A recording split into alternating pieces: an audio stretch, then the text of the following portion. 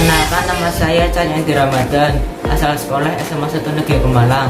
Menurut saya, guru masa depan itu harus mampu memahami teknologi, karena teknologi itu sangat diperlukan di masa depan. Dan menurut saya, guru itu harus memahami karakter siswa, karena untuk membantu kesulitan dalam pembelajaran. Guru amat memegang peranan penting di dalam keberhasilan pendidikan, khususnya dalam proses pembelajaran. Maka guru dituntut agar apa yang disampaikan, yaitu kompetensi mengenai sikap, pengetahuan, dan keterampilan, ini betul-betul bisa terserap dan dilaksanakan oleh peserta didik. Guru masa depan ini harus kemudian dia betul-betul menjalankan tugas-tugas yang kekinian.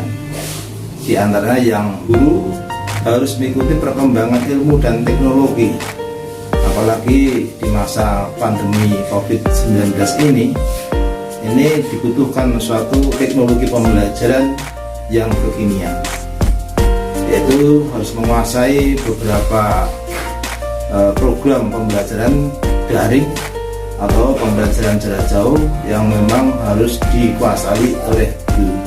Apabila dia memakai pembelajaran sistem seperti itu, jelas ini akan ketinggalan. Metode dan model pembelajaran memang harus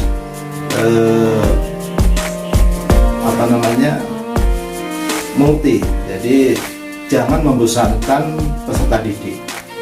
Ini jangan kemudian hanya merangkan saja, apalagi hanya memberikan tugas, tidak pernah kemudian sharing, tidak pernah kemudian bertatap muka baik melalui daring dan sebagainya, tidak pernah kemudian mengajarkan sesuai dengan apa yang diinginkan oleh peserta didik, sehingga peserta didik ini amat bosan mengikuti pembelajaran yang diberikan oleh guru. Begitu juga di dalam evaluasi ini juga jangan membosankan, sehingga soal-soal yang diberikan benar-benar soal yang mempunyai pemikiran yang tinggi, lalu disebut dengan high order thinking skill. Ini harus kemudian dilaksanakan, jangan kemudian memakai ingatan dan pemahaman. Ini harus bisa analisis, kemudian mencipta dan mengevaluasi. Saya kira itu yang perlu disampaikan mengenai guru masa depan. Terima kasih. Dalam keberhasilan pendidikan itu berpusat kepada kemampuan guru dalam pembelajaran. Maka dari itu, untuk ke depan, guru harus memiliki kualitas yang lebih, diantaranya yaitu meningkatkan profesionalisme, pedagogiknya, kepribadian, bahkan religinya. Yang paling penting di masa depan itu yaitu kemampuannya dalam memproses siswa didiknya pada saat pembelajaran. Apalagi di musim pandemi seperti ini, guru itu dituntut sekali dalam kemampuannya menguasai metode didaktik pendidikan, yaitu dengan IT. Maka tidak menuntut kemungkinan bahwa guru yang betul-betul dibutuhkan ke depan yaitu guru yang memang memiliki kemampuan dalam menguasai teknologi. Kemudian yang berikutnya yaitu guru harus mampu memiliki kemampuan beradaptasi dengan karakter siswanya, karena siswa itu memiliki kemampuan yang berbeda-beda, sehingga guru tersebut bisa membantu dalam memproses peserta didiknya, baik yang itu memiliki kemampuan maupun tidak, secara arif dan bijaksana, sehingga anak ini akan meningkatkan percaya dirinya, yang kita harapkan yaitu nantinya anak ini akan bersikap lebih bertanggung jawab terhadap proses dalam mengikuti pembelajaran.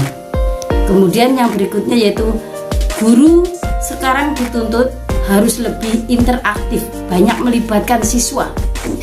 Jadi bukan hanya siswanya yang harus disuruh, tapi guru itu harus bagaimana menciptakan siswa ini biar lebih kreatif. Nah, maka dari itu tidak menutup kemungkinan aktif, kreatif, bahkan inovatif, ya, sehingga dalam pembelajaran itu tidak membosankan dan siswa cepat secara dini memiliki atau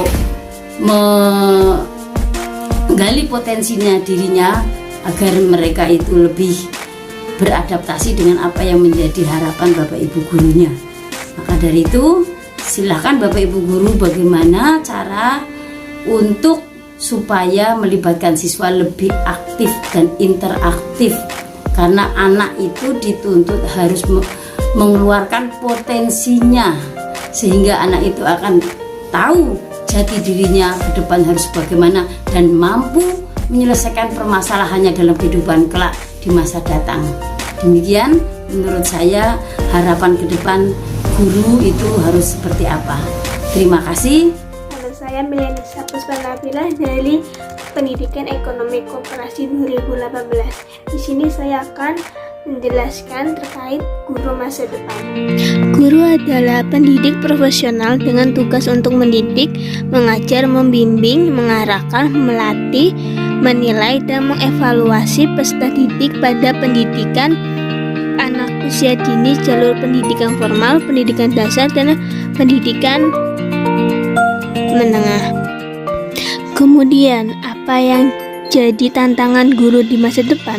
Guru harus bisa memenuhi kompetensi abad 21. Apa saja? Mampu berpikir kritis, komunikatif dengan para pelaku pendidikan dengan berbagai perangkat media.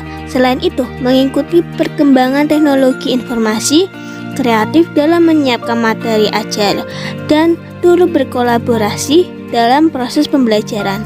Misalnya, menyediakan latihan soal berbasis online.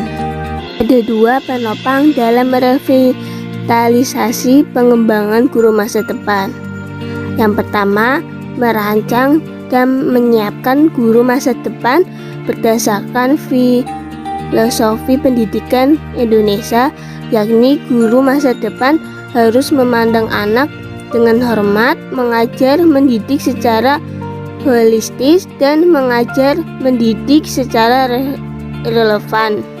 Prinsip tersebut didasarkan pada filosofi Ki Hajar Dewantara, ing ngarsa sung tulodo, ing mudha mangun karsa tuwuli handayani, yang artinya di depan menjadi teladan, di tengah membangun semangat, dari belakang memberikan dorongan.